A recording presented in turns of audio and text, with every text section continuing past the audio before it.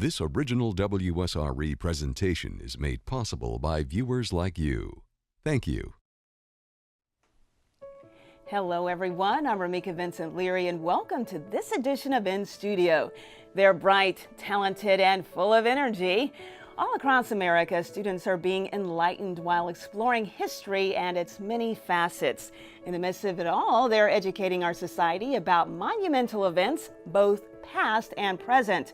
During this exciting broadcast, we'll explore the Florida, state, and national History Day contests while speaking candidly with a variety of winners from our local area.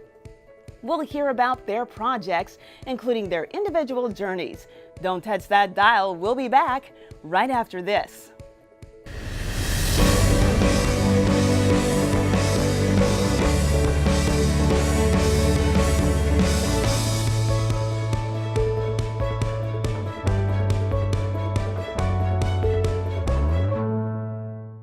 Welcome back, everyone. Florida History Day is an annual statewide activity that enhances the teaching and learning of history.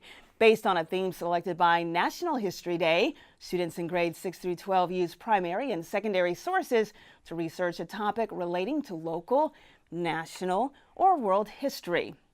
The 2016-2017 theme was Taking a Stand in History. Now, students win at their particular schools. They advance to the district competition, then possibly to state, and potentially all the way to nationals. Indeed, these are exciting times. During this segment, I'm happy to welcome Cherie Arnette, Social Studies Curriculum Specialist for Escambia County. Joining her, we have John Jutras, who won on the state level, and Max Mateer from Santa Rosa, who was a national winner. We'll find out more about these fine gentlemen in just a moment, but first, Cherie, give us an overview of the process, the preparation. Well, I must say the first thing you need to know is that National History Day is a misnomer. It's really a year-long process. Okay. Students begin researching in the summer for the next school year. And on the back end, we as teachers and educators are preparing materials for the students. They begin in their classroom with a class assignment usually, and work through the process, compete at their local school. The first, second, third, or fourth at a school can go on to the regional or district history fair, and then can go on, as you said, to state potentially or national. These students are researching and can revise and edit their projects throughout every step of the way. You'd mentioned that here in the local area, we might have people in elementary school participating? We do. In Escambia County, we have been participants of History Fair or History Day for over 30 years, and we have allowed our 4th and 5th graders to participate. Now, they don't compete in all of the different categories, but we are opening that up as well. Good to know. John, let me step into your world. Let's talk about mosquitoes. They're pesky, aren't they? Yes, they irritate us all the time, don't they? So, your topic, dealing with mosquitoes, I want you to elaborate on it. Tell us what it is and why you selected it. I was watching the news. I was watching NPR, and an article came up about a mosquito beater, something that you use to whack off mosquitoes. Okay. And that just kind of got my mind spinning. You know, I was thinking of a history fair project, and that seemed like the perfect option.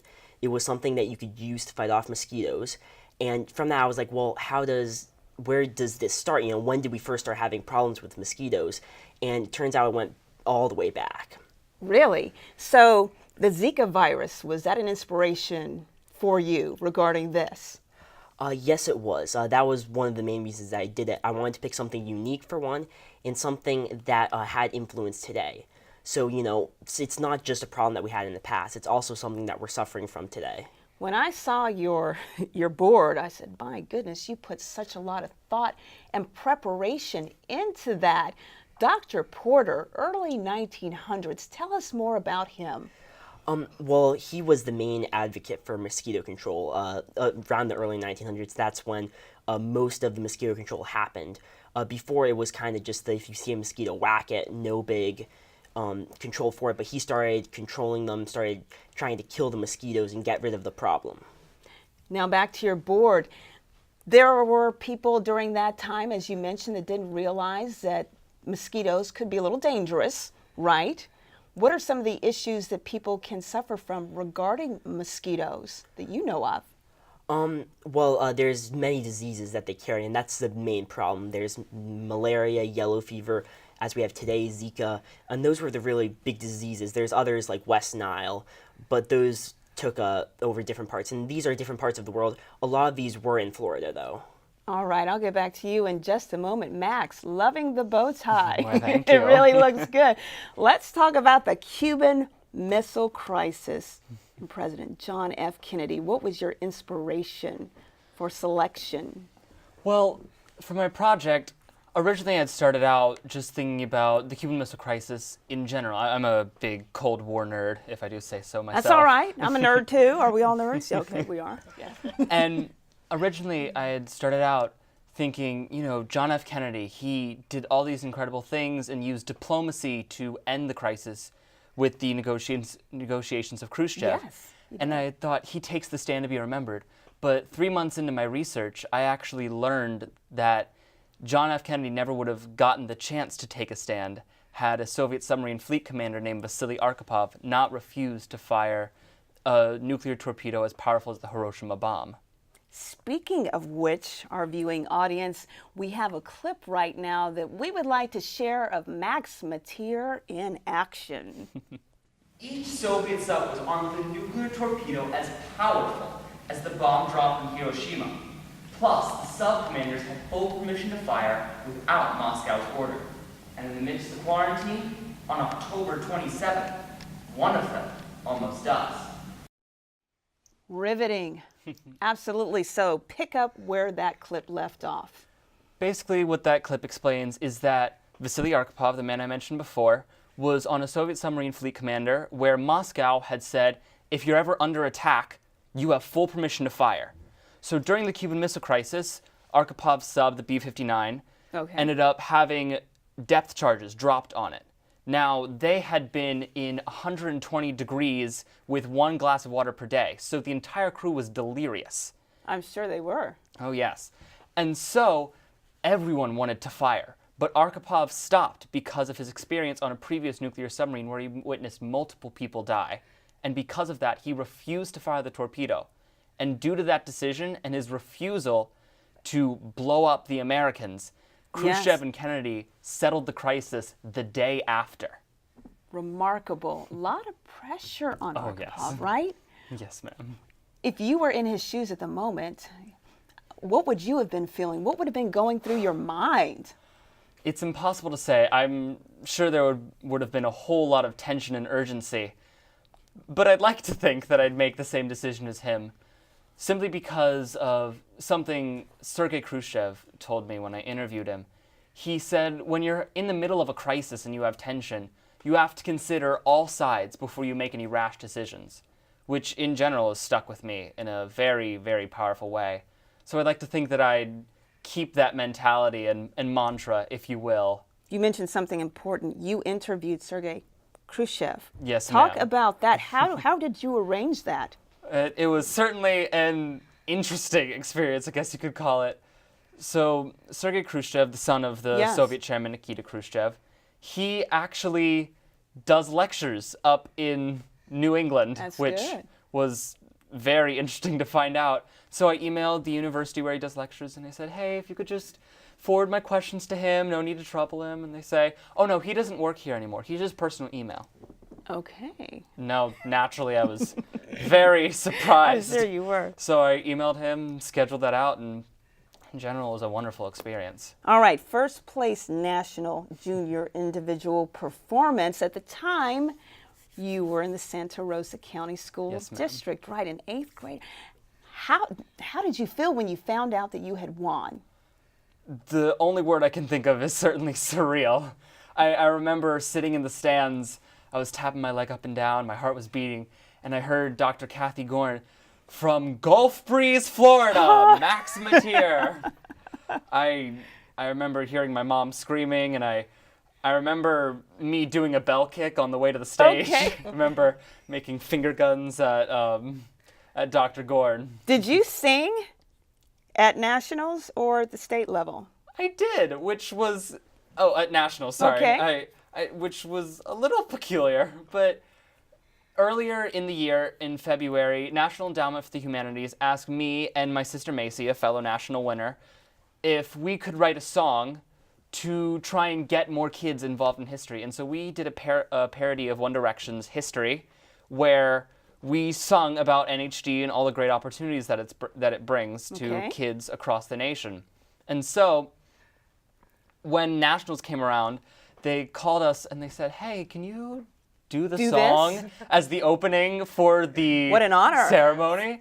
And we're like, I mean, sure. And so we were already in awe simply because Ken Burns was going to be speaking there, and we're like, oh my gosh. Amazing times. John, back to you. We saw a picture of you with your medal on, that award-winning moment, second place at state, individual exhibit. What was going through your mind before your name was called out as a winner? Well, I was really hoping to be able to get it. And when they called me out, I was overjoyed. My whole family was there. They were all really happy. Just walking up, it was like I actually did this. All of the work I put in actually paid off. In hours, could you clock the number of hours you worked on that exhibit? I know that might be a tough question. Well, I've worked on it. I've reworked on it. I don't know. I'd probably put it up at least maybe 2 dozen or so. That's amazing. Max, back to you. Let's talk about inspiration, the people who inspire you along this journey. Any names you'd like to throw out? Name dropping Okay, here. yes, do it. Sergei Khrushchev, Paul Redman. Certainly the people that inspire me. Of course, there's a family aspect, Yes. just because we are all passionate for history in my family. Also, the people that I've interviewed, they inspire me a whole lot, and I look up to a bunch of them for the things they did. And then there's also, I'm inspired to do it because of the people who don't know the stories. Okay. Telling the story of the unsung hero. They deserve their recognition, They really do, and you are helping to educate the masses. All right, John, inspiration, right? It's mainly my family. They've a lot of them have also done it, my siblings, and just through their experiences, it's kind of inspired me to try to be like them and do it. Also just the people that I've studied, and Dr. Porter and all those people inspired me to just do this and tell people about it. Cherie, how does this make you feel hearing from these awesome gentlemen over here? I'm getting some goosebumps already. It's truly worth all of the expense and the preparation that we do on the back end, the supporting. This is what we believe in. It's a research project, and we want them to delve into research, but we want them to make the personal connection and to share with others. Max, if you could tell a young person out there watching right now, okay, you need to do this 100%, what words of encouragement would you give someone? If I had to give someone some sort of encouragement, I guess I'd tell them a quote I heard. I can never remember who said it, but if you don't know history, you don't know where you come from. And you're a leaf that doesn't know it's part of a tree, which I think is pretty meaningful and really gets across that message. All right, you all have been so phenomenal. I know I definitely learned a lot from all of you. All right, folks, as we head to break, we want to give you a preview of what's to come. Envision Adolf Hitler's Third Reich, and Germany is preparing to unleash havoc on Bulgarian Jews. What a catastrophic time. This is a sneak peek of Carmen Dosev's award-winning documentary at the state level entitled Bulgarias Choice. Germany was taking Europe in a stride. No power stood in the way. Nations were betraying their Jews to extermination, except for the small country of Bulgaria. Bulgaria had a population of 6.2 million. 90% of those were Bulgarian Christian Orthodox. There were roughly 50,000 Jews, making up less than 1% of the population. Most of them descended from Jews expelled from Spain in 1492. Half of the Jewish population lived peacefully in Sofia as workers and artisans, completely integrated with the rest of society. Still standing today at the heart of Sofia is the Sofia Synagogue. It is the third largest synagogue in all of Europe. This amplifies the division between the Jews and the rest of Bulgaria. At the beginning of World War II, Bulgaria opted to stay neutral and no Bulgarians were sent to the front line. In an effort to avoid invasion by Germany, Bulgaria signed the Tripartite Act, aligning their nation with the Axis powers. As a result, Germany won back for Bulgaria, Macedonia, Thrace, and Dobruja, territories that had been lost in World War I. In exchange, Hitler asked Bulgaria for two things: a brigade of Bulgarian soldiers and all of Bulgaria's Jews.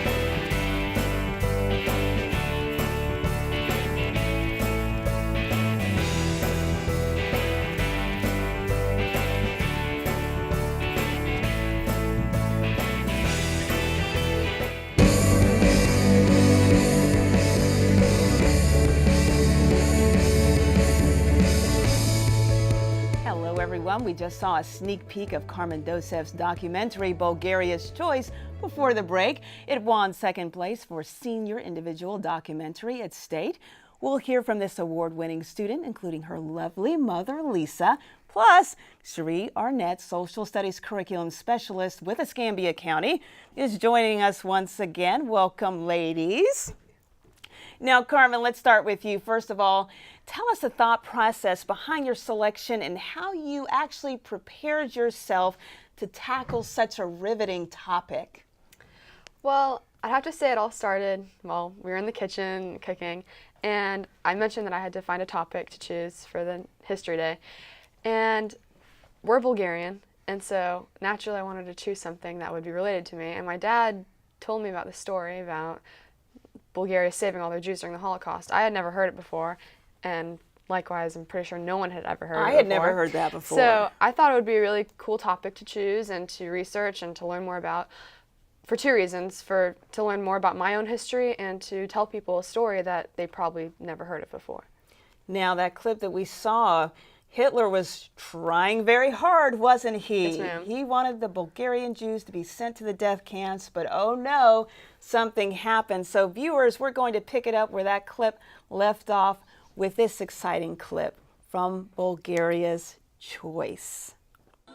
After several failed attempts of deportation, Hitler began to question the authority in Bulgaria. He summoned Tsar Boris to Germany to discuss the plans he had for the Jews. When questioned, Boris plainly said he needed the Jews for road maintenance in the provinces of Bulgaria. After repeatedly refusing to hand over the Bulgarian Jews, Hitler finally agreed that Bulgaria could keep her Jews if they were sent to the provinces and worked in labor camps. As the Jews were being sent to the provinces, letters from the guilds, work unions, churches, and the rest of the Bulgarian population started flooding into Parliament. One of the most striking was a letter written by the Bulgarian Writers' Union. It highlighted a truth that had become extremely noticeable with the Bulgarian cities, villages, and church. It spoke about the Ottoman rule of Bulgaria. Under Ottoman rule, whether you were Christian or Jewish, it didn't matter. If you weren't a Turk, you were an alien. During this time, everyone in Bulgaria was hungry, everyone was suffering, and everyone was equal. This culture survived after the liberation of Bulgaria, and the written constitution declared everyone on Bulgarian soil to be equal before the law. The work camps that Bulgarian Jews were sent to were nothing in comparison to if they had been sent to Poland or Germany. To begin with, work conditions were very agreeable. Men would go to work at 7 and come home by noon. Women and children did not have to work, and food and shelter were available. Of course, it was not like the comfort of home, but anything was better than being sent to death in a concentration camp. After the war, the Jews were allowed to return to their homes, which had been left untouched while they were away. I'm going to come back to you in just a moment, Carmen, but Cherie, what an awesome documentary. So I'm curious, Are students able to use outside sources to edit these documentaries, put them together, do the voicer tracks? How does that work? No, actually, this is a student resource project, and so all of that work is done by the students. You'll have noticed that was Carmen's voice narrating. Very good. And she chose the clips, she chose the music, and all of our students, no matter what category they do, it has to be their work. So do they do this at school, the editing per se, or? Some do. Some schools have facilities. Others are doing it at home or other areas. The district does have some means to help as well. So it really depends on the category and what the project is. Okay, Carmen.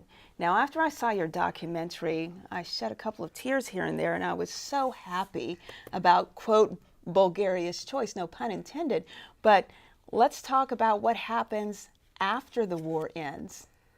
Well, after the war ends, and honestly the reason no one knows about the story is because, you know, when the communist regime took over, no one was coming in or out. Even my grandfather, he had left prior to the country becoming communist, and he didn't go back for 40 years. So everything that the monarchy had done, King Boris had done to save the Jews, the Communist Party destroyed all the information. There was no, they did not want to glorify the monarchy at all. And so it was like a lost story in history. They completely tried to erase it. And so that's why I felt it was like almost a responsibility for me to tell the story that had been lost for so long. One interesting thing that I noticed in King Boris and what he did, of course they went to work camps, but nothing like the death camps, nothing like in Auschwitz. Not at all. At all. So can you elaborate on the differentiation between what they did versus what could have been done at a death camp? Okay. So the main deal was if they weren't going to be sent to somewhere in Germany, they were going to be sent to another work camp just out in the country of Bulgaria. And basically they would work for maybe 4 hours a day. They had shelter, they had food, only the men had to work, women and children were home. And it was basically just a way for King Boris to say, see, they're working here, you don't need to take them, they're working here, we need them in Bulgaria. And that was the reason that they were able to stay in the country, not be deported to certain death in Auschwitz, for example. Lisa, turning the table, proud mom, and I can see the glow all over your face. Now, during the preparation time, right, Carmen, did Carmen consult with you? Hey, Mom, listen to this voice track. Does it sound okay? Do I need to do it again? How did you help her regarding all this? I listened to things that she had put together, and I really did not offer any input except when I could hear that maybe her voice wasn't clear in a spot, and I said maybe you should go over that section again, but it was all her work. Now, as far as your family is concerned, you mentioned that you're from Bulgaria. Do you have any connections? Do any of your relatives have connections to the Holocaust or maybe ill treatment during that time? Actually, my husband is half Bulgarian. His father was born there and lived there till he was 14 years old, like Carmen said. And then he had to leave the country and didn't go back for 40 years because it was under the Iron Curtain at that point. Okay. Their family was not so much affected by the Holocaust. Okay. But what I do want to reiterate is that the Bulgarians did not consider the Jews a separate people. They were their fellow countrymen. Yes. So when they were threatened, the Bulgarians were saying that they're trying to do this to our neighbors and to the people that we do business with and to the people that our children play with. So it was something that was very powerful for them, and they wanted to protect them. Powerful, protecting them. We think about all the other nations that fell that didn't have a king like Bulgaria did, someone who took a stand against Adolf Hitler. So Carmen, back to you in the documentary. Now, putting this thing together, it's not as easy as it looks and seamless as I would say, but how did you pick which clips to use? There's so much that you could have used, right? Well, I would agree, but honestly there is not a lot to use at all because it is such a small story. I was very limited on what I could use. And like for the clips, for example, whenever I found the clips of Boris and Hitler together, because they were working together, Bulgaria signed the Tripartite Act, they were aligned with Germany, it was like finding gold, because it seemed like everything had been destroyed, and finding resources to include into my project was really hard, because a lot of the documents had been burned, gotten rid of. There wasn't no computer backup. No history whatsoever. All destroyed. So it was hard finding a lot of resources to put in there. But the ones I did find, they were perfect. And I thought it was really interesting how the ones I did find could fit so well into my story. And let's talk about the selection process for the topics, and yours in particular. So I would imagine that you would have to get approval, and tell us about that process. From whom? Well, it was mostly from my history teacher, Coach Nelson, and I told him the story, and immediately he was saying that he thought I could go far with it because it was so unknown, so interesting, and I could also relate to it. So right off the bat, he was all on board. So Lisa, when Carmen told you about her topic, what was your first reaction? Oh, I was very happy that she had chosen a topic that she would have a personal connection to from the standpoint of her Bulgarian heritage, which she is very proud of.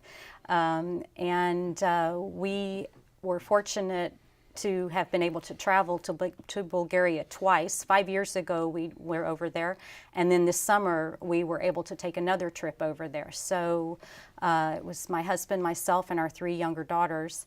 And we were able to tour the countryside. We saw the villages, we saw the rural areas, we saw the bigger cities, and we were in Sofia and some of the other larger cities as well.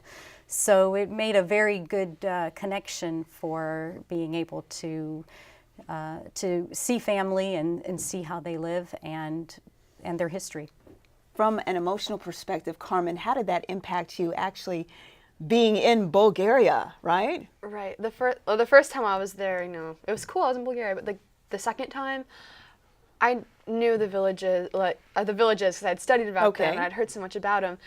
And the biggest thing though was like seeing my family and seeing them in the villages, seeing how they still lived, and even if the Holocaust didn't affect them, the effects of World War II and then becoming communist country did. They still used donkeys and carts, and it was just so insane seeing how far behind they are in that perspective, and it was an experience.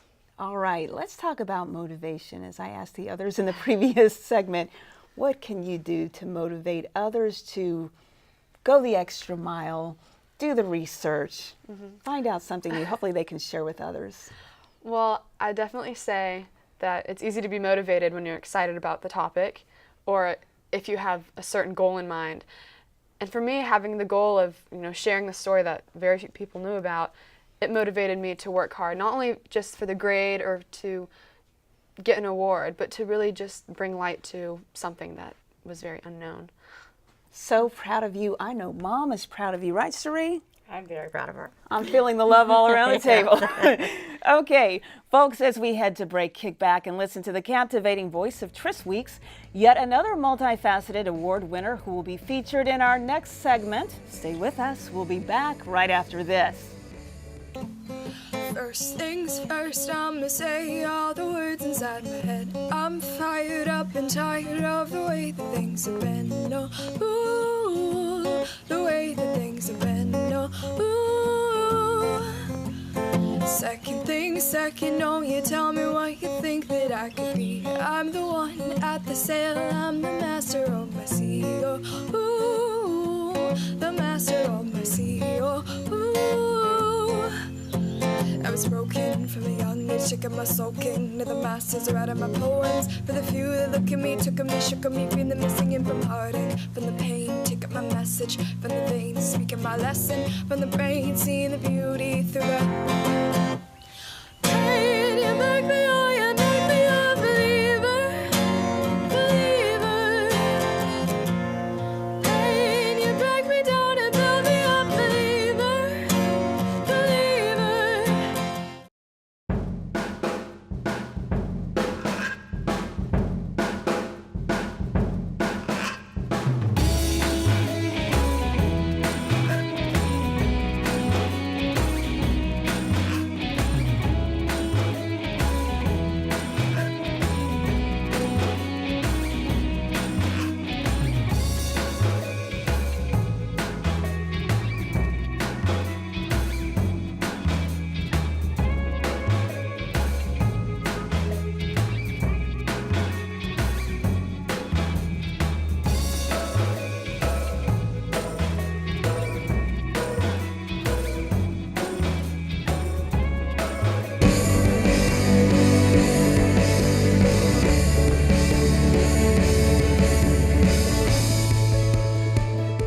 everyone. During the break, we shared the calm, sweet vocals of Tris Weeks, yet another student winner for State History Day. This young lady has a lot on her plate these days, and we're excited to discuss her first place winning performance at State, among other things. Plus, we want to welcome Cherie Arnette for another segment. Tris, let's start with you. Now, as we saw in the previous segment, Carmen's documentary dealt with the Third Reich, and your first place senior individual performance from State sheds further light on the willingness of brave people to take a stand against Adolf Hitler. Please elaborate, if you will. Of course. So my project was on the Edelweiss Pirates, and they were a group of German teenagers that were during the Third Reich. And as the Hitler Youth started becoming enforced in these schools, they were not having it.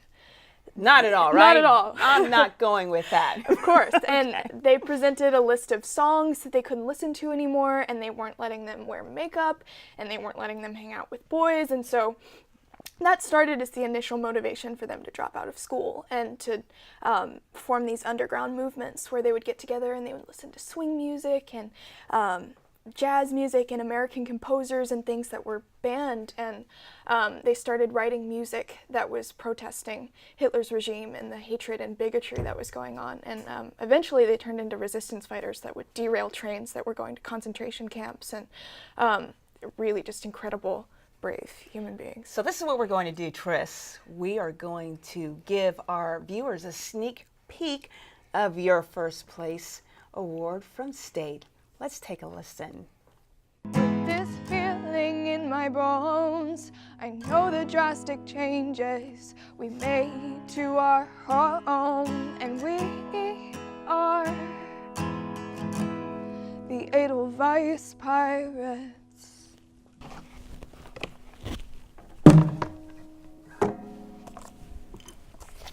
Hallo, ich heiße Gertrude Cole. Ich liebe Kunst und Musik und schreibe ständig. Dear Diary, it is June 17th, 1945, and the war ended just a little over a month ago. Germany has been divided into 4 sections of occupation by the Allied armies. I don't know how I feel about it. I'm relieved, I suppose, that the stands I took in the Edelweiss Pirates contributed to the battles Hitler and the Nazis faced, and made it far harder for them to accomplish their mission. Even though my friends and I assisted the Allies, it's difficult to watch as my home crumbles before me. Thank goodness I can write poetry and song. Oh my goodness, that was so good, Tris. Thank you so much. Multi-talented. I know that you're an humble young lady. Oh, thank you. So many fine qualities. So pick up where that clip left off in the story, okay? Right. So I'm playing Gertrude Cole, who is one of the most famous Edelweiss Pirates. And I performed a song. I wrote the original composition, but the lyrics were all theirs. And at that moment, she picks up and she tells the whole story of the Edelweiss Pirates through a poem, which they also did. They were also poets, and I myself am a poet, and so I felt like that was the most appropriate way to portray their story. From what I read, you enjoy singing. Is singing at the top of the list? I know It is. Poetry is there as well, right? Yes, when I can combine both of them, that's above it all. But yes, singing is my passion. Now, the Edelweiss Pirates, this is something new to me. So as far as the selection process for this topic, you were probably trying to think of something that maybe no one else would do. Was that going through your mind? You know, not really, actually. I have always been interested in Holocaust history, and my ancestors were German. And I really just wanted to do something. I thought to myself, you know, there had to be Germans there that didn't agree with what was going on. There had to be some sort of resistance, and I've always been passionate about shedding light on youth that are changing their world. Absolutely. And so I did some very specific research, and I came across these kids, and they were doing exactly what I hope to do today by writing songs and taking a stand for what they knew was right. Yeah. And this particular element of the Holocaust, which is not known by a lot of people, but now through your project, more people are going to be enlightened.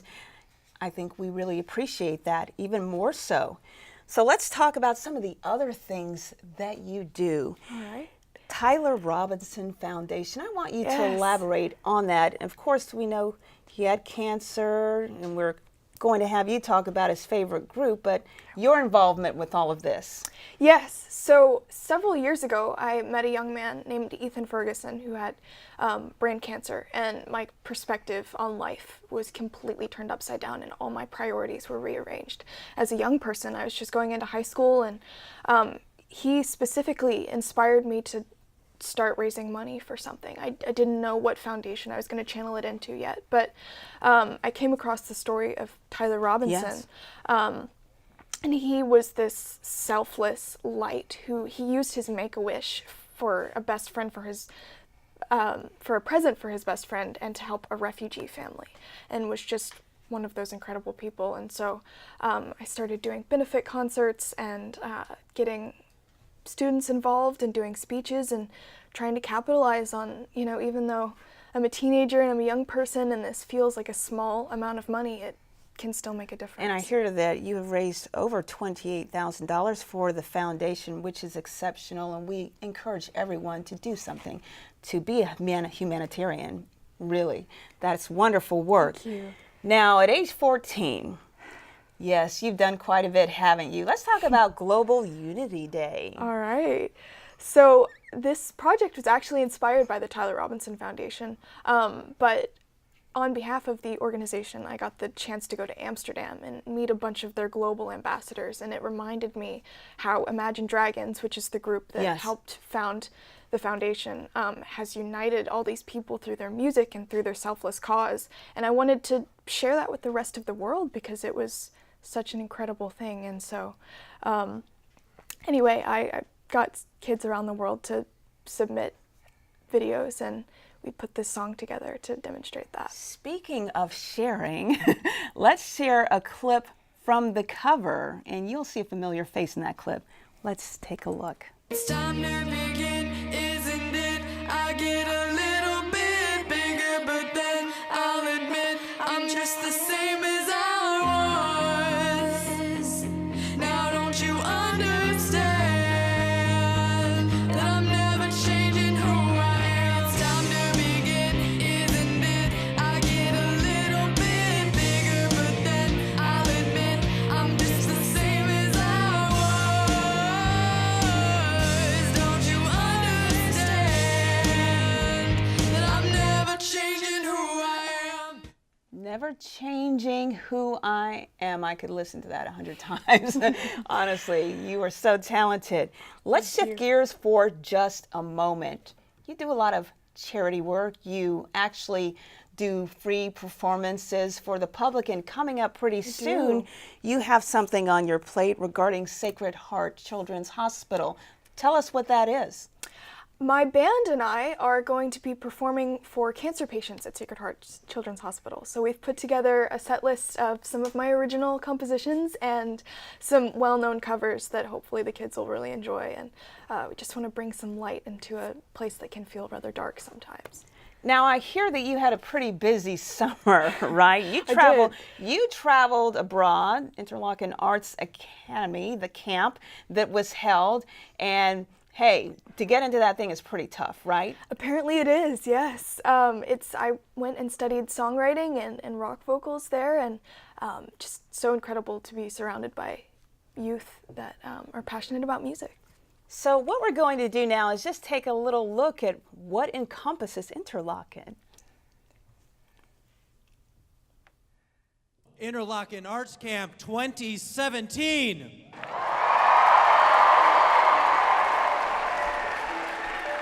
I adore Interlochen because it's like the best place to be for the arts, but at the same time you can make so many friends. It's magical. And I'm sure it was magical for you. Cherie, let me step into your world again. Let's talk about dollars and cents regarding the state and national contest, and even from the local perspective. Do you all do fundraisers to help with the fees associated with these? The school district sponsors the fees that right now that go towards our entry into the state and national, but there is a lot of cost, or can be a lot of cost for the individual students preparing their exhibit or Yes. their entry, and also travel. So we actually receive donations from different organizations, and we're always happy to receive them from others. How can people donate? The Escambia County School District has a foundation, and I have a history fair piece in that, and they can designate it for that history fair. Good advice. Everyone should know. Now, Tris, as we get ready to close this segment, let's talk about motivation and what you can do to help anyone out there, not just a high school student or middle school or elementary student, adults as well, to pursue their dreams. Give us some words of wisdom here. I think the best thing that all kids can do right now is to just go out and spread peace and love and to be kind to their neighbors. And then hopefully that'll, manifest into finding a cause that everyone's passionate about and just going in love. Yes. Sound advice. It's been such a pleasure, ladies. All right, folks, as we head to break, we'll shift our focus back to the documentary category and Parker Beverly, who will be featured in our next segment. Her documentary on Sesame Street in 2016 was recognized on both the state and national levels. Enjoy the snippet, and who knows, perhaps it'll bring back some childhood memories.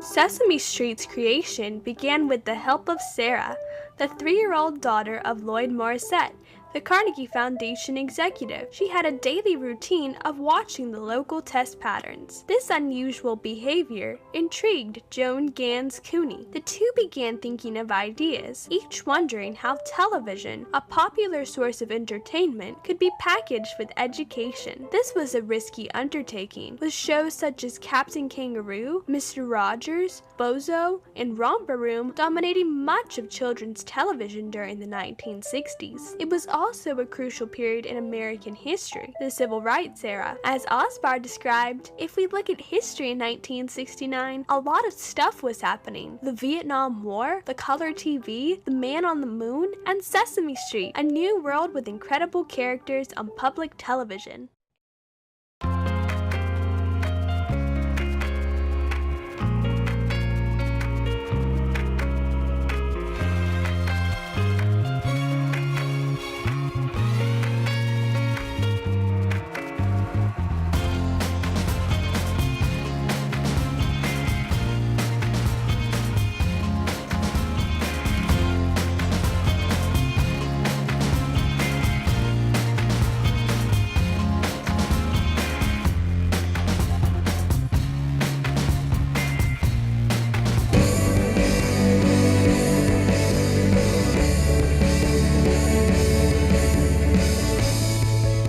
Before the break, we showed you a clip from Parker Beverly's Sesame Street, award-winning documentary from 2016. It was recognized on both the state and national levels. She's a talented young lady who has ventured into many areas, as we'll discuss in this segment. We're also glad to have Cherie Arnette with us again. It's been such a pleasure to have you with us the entire time. Now, Parker, let's start with you. Take us back to 2015 and paint a picture of your journey from both the state and national levels to the present. Okay, well, it's been quite the journey. I started in 7th grade, actually. And so my 8th grade project, I did my project on George Vanderbilt, and he was a conservationist, and he also built the amazing Biltmore Estate in North Carolina. And we'll get to that shortly. Yes. Yes. And with that one, I went to the state competition, and as always, I gained a lot of experience. And so then the next year, in 9th grade, I did my documentary on Sesame Street. As we saw previously, a little snippet from that, yes, right? Yes, exactly. And that one was the one I had the most success with. I went all the way to the national level. And this past year, I did my documentary on Margaret Chase Smith, a senator from Maine, and her Declaration of Conscience speech. And I won quite a few awards with that one as well, but did not go to nationals, unfortunately. All right, so I'm going to take us back to Sesame Street, which we just saw a little clip of that, as I mentioned previously. Now, I heard about this a year ago, so got a lot of buzz, Parker. It really did. Let's talk about the inspiration. Why did you select that for 2016? Well, I always like to think outside of the box, and I knew that for Exploration, Encounter, and Exchange, the theme for NHD that year, that probably nobody else would think of Sesame Street. I wanted to be original, and Sesame Street was something that I had watched as a child, and I knew it was something that had to be extremely impactful in children. With the Muppets teaching kids, Yes. I just thought it would be a fun and uplifting type of documentary to kind of brighten people's days.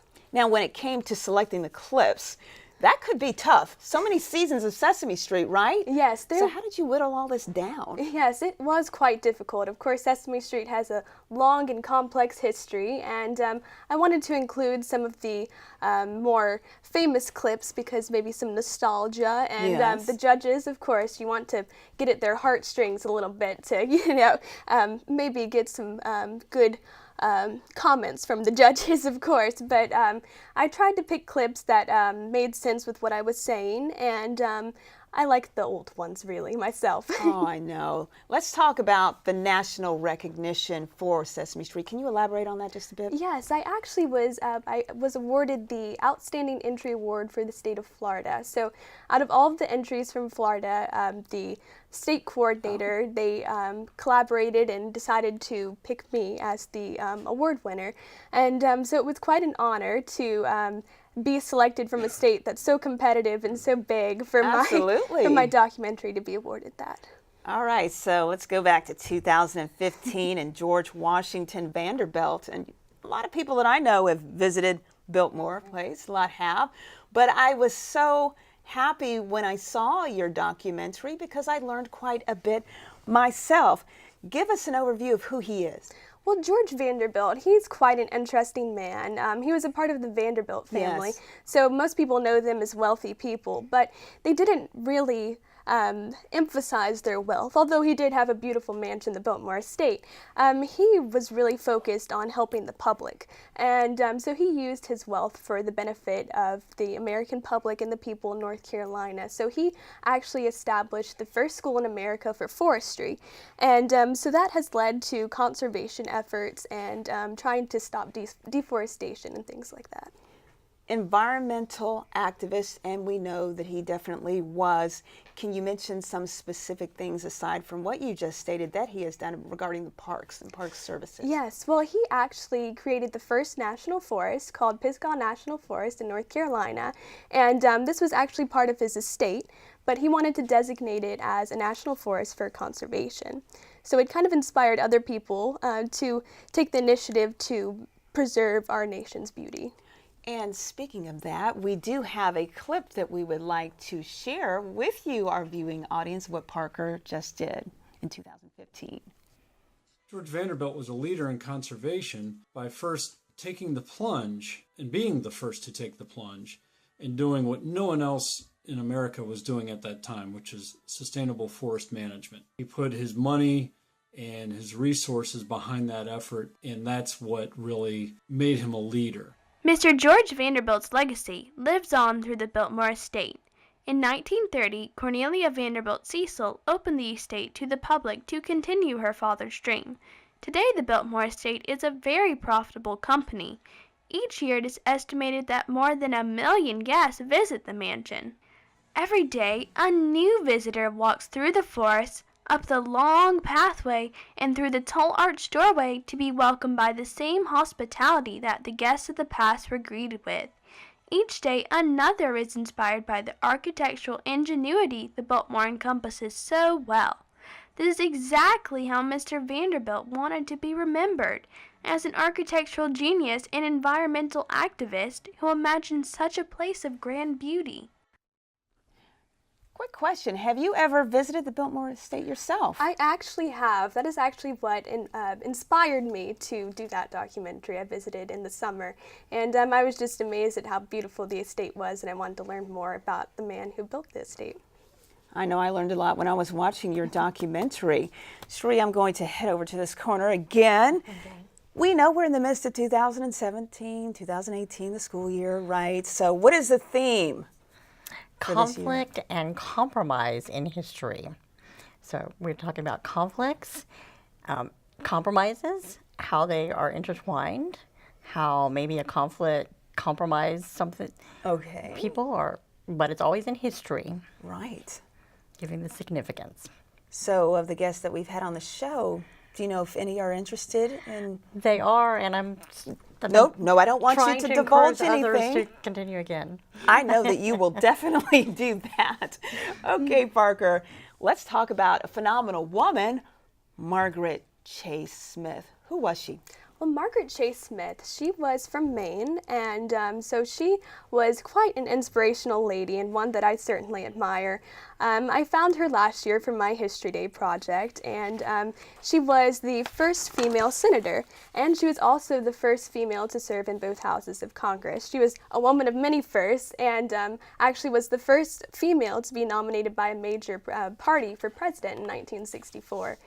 And so she paved the way for many women to go into politics and kind of made it acceptable. And before this, many women didn't venture out into that field. And so when they saw a woman up on the national stage doing something so impactful, they knew, well, maybe I can do that too, that kind of thing.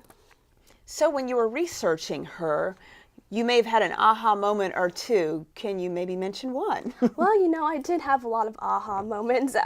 When I was researching, I came across a lot of people that I wanted to interview, and some of them were senators now and some were former senators, and they just told me how, you know, how impactful she was in their lives, and it was just kind of an aha moment because I hadn't thought of how impactful somebody could be. I'd never interviewed somebody that had been impacted so much by a person like that. Speaking of Margaret Chase Smith, we'd like to show you this exciting clip right now. Now everyone knows she's a ramblin' rose. She's a beauty growing wild. New inventions and progressive ideas have swept the nation during the 1920s. Women are entering the workforce and gracing the national spotlight fighting for suffrage.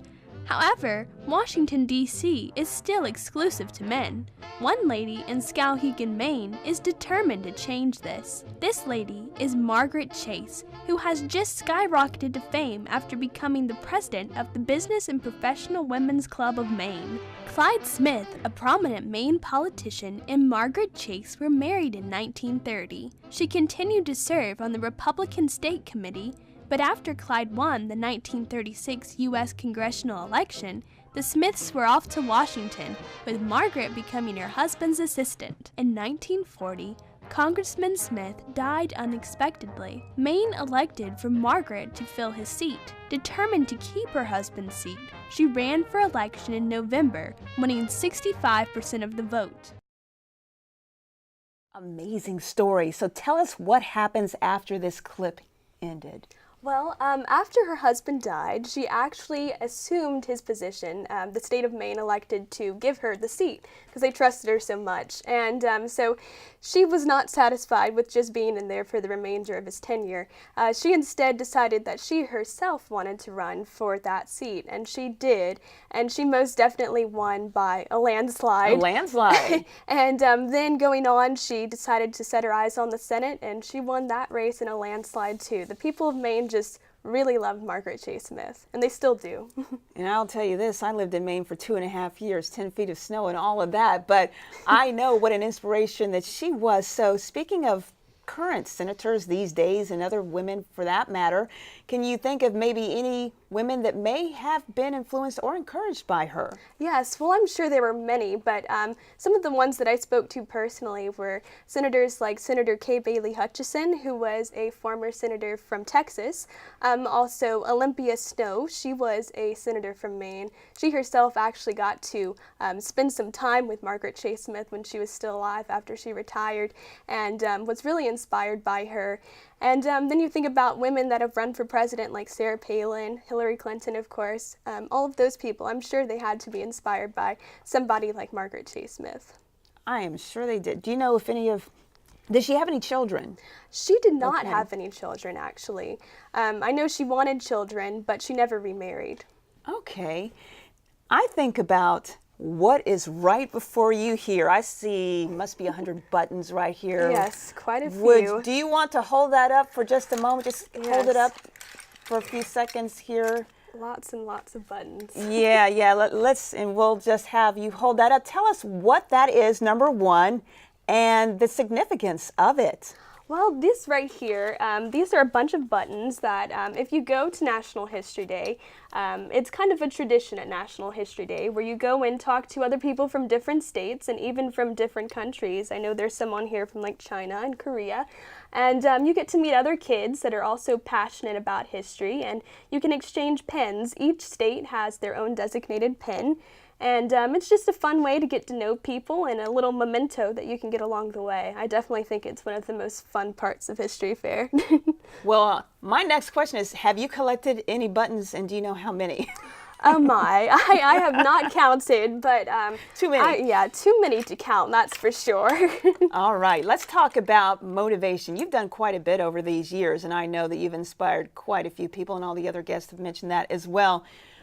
Give our viewing audience some words of advice, especially the youngsters out there. It takes a lot of work to do what all of you have done. Help encourage them, if you will, please. Well, I think a lot of times history might be overlooked in school, and sometimes people don't think it's quite as important as math or science per se. But I think history is important because if we don't learn from our past, then we're kind of doomed to repeat it. And I think that in a society like we are today, we need to learn from our past and try and educate other people to learn more about history and important people like I have also done, and inspire future generations to do the same. Amazing. Very good. Thank you, both of you. Now, again, I want to thank all of our guests for joining us this evening. It's been such an exciting time with these bright and talented scholars. I know I learned a lot. To find out more about Florida History Day, visit the website, www.floridahistoryday.com. For specific details about National History Day, you can visit www.nhd.org. I'm Rameca Vincent Leary. Have a good evening, and remember to keep it locked in right here on WSRE PBS for the Gulf Coast.